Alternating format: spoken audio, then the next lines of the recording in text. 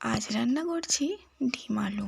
দারুণ স্বাদে এই ডিম আলুর তরকারি কিভাবে বানালাম সেটাই তোমাদের সাথে শেয়ার করছি।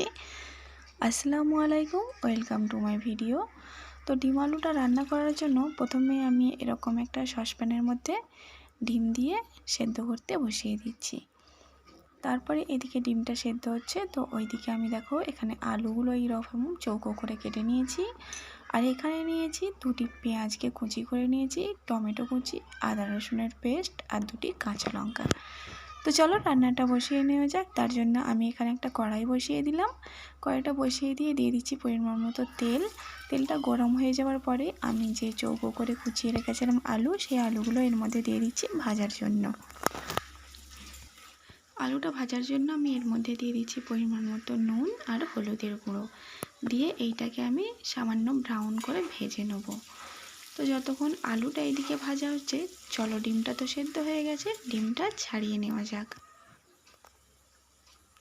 তো দেখো ডিমগুলো ভালোভাবে সেদ্ধ হয়ে গেছে, আমি ডিমগুলোকে একটা একটা করে সব ছাড়িয়ে নিচ্ছি। তো দেখো ডিমগুলো আমার সবই ছাড়ানো হয়ে গিয়েছে।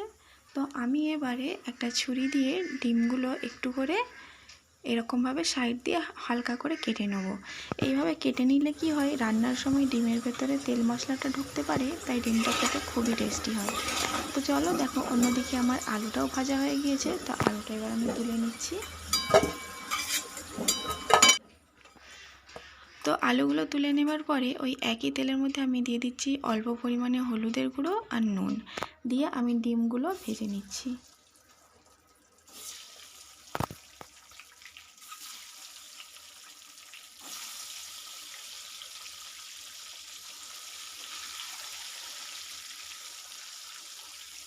তো ভালো করে নাড়াচাড়া করে সব দিকগুলোই সুন্দরভাবে ভেজে নিচ্ছি। তো দেখো ডিমগুলোও ভাজা হয়ে গিয়েছে, তো ডিমগুলোও এবার আমি তুলে নেব।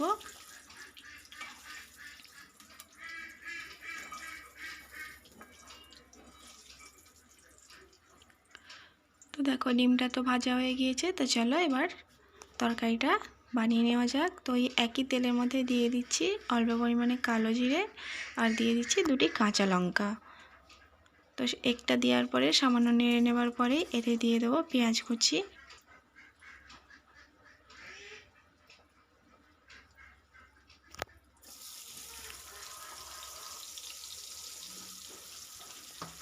পেঁয়াজ কুচিটা দেওয়ার পরে ভালো করে নাড়াচাড়া করে নিচ্ছি।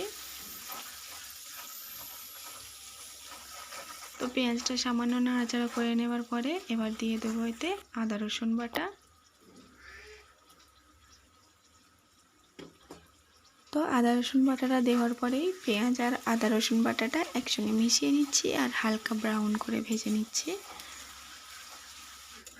তো দেখো কালারটা অনেকটা চেঞ্জ হয়ে এসেছে। এবার মশলাগুলো দিয়ে দিচ্ছি নুন, হলুদের গুঁড়ো, কাশ্মীরি লঙ্কা, ঝাল লঙ্কার গুঁড়ো, জিরে গুঁড়ো আর সামান্য গরম মশলা দিয়ে সব মশলাগুলো পেঁয়াজের সঙ্গে ভালো করে মিশিয়ে নিচ্ছি। তো মেশানোর পরে এতে দিয়ে দিচ্ছি অল্প করে পানি, নয়তো মশলাটা পুড়ে যাবে। তো পানি দেওয়ার পরও আমি ভালো করে কষিয়ে নিচ্ছি। তারপরে এর মধ্যে দিয়ে দিচ্ছি যে কুচিয়ে রাখা টমেটোগুলো, সেইগুলো আমি দিয়ে দিচ্ছি, দিয়ে ভালো করে নাড়াচাড়া করে নিচ্ছি।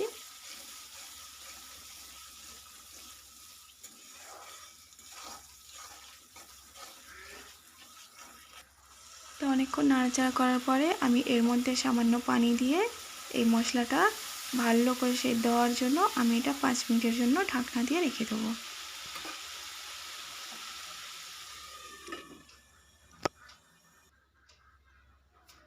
তো চলে এলাম 5 মিনিট পর, দেখতেই পাচ্ছ তেলটা কত সুন্দর ওপরে এই যে বেরিয়ে গেছে আর আমার টমেটোগুলোও সেদ্ধ হয়ে গেছে।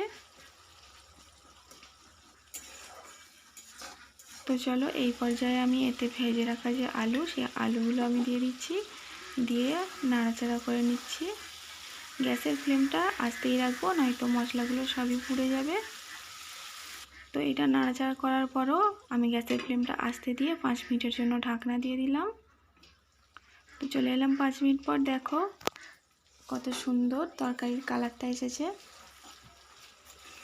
তো এটাকে ভালো করে নাড়াচাড়া করে নিচ্ছি। নাড়াচাড়া করে নেবার পরে এতে আমি পরিমাণ মতো পানি দিয়ে দিচ্ছি।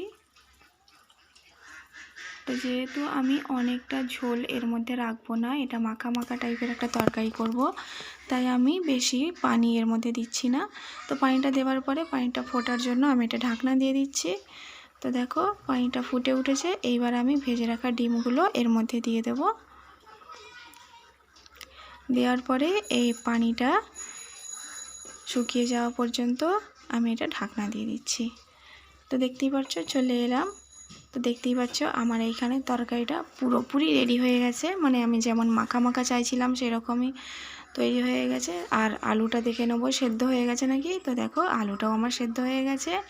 তো এইভাবে ডিম আলুর তরকারি রান্না করলে খুবই টেস্টি হয়। আর ওপর থেকে দিয়ে দিচ্ছি গরম মশলা, আর তোমরা চাইলে ওপর থেকে 2-4টে কাঁচা লঙ্কাও এতে অ্যাড করে দিতে পারো। আমি আর কাঁচা লঙ্কা অ্যাড করব না, কারণ ঝালটা অনেকটাই হয়ে যাবে। তো দেখতেই পাচ্ছ তরকারিটা কত সুন্দর হয়ে গেছে। আর এই রকম করে ডিম আলু রান্না করলে ভাতের সঙ্গে খেতে খুবই টেস্টি লাগবে। প্রতিদিন তো গোশ মাছ আর ভালো লাগে না, মাঝে মাঝে এইভাবে ডিম রান্না করলেও কিন্তু খুবই টেস্টি খেতে হয়। তাও আজকের ভিডিওটা এই পর্যন্তই। দেখা হচ্ছে পরের কোনো ভিডিওর সাথে। সবাই ভালো থেকো, সুস্থ থেকো। আল্লাহ হাফেজ।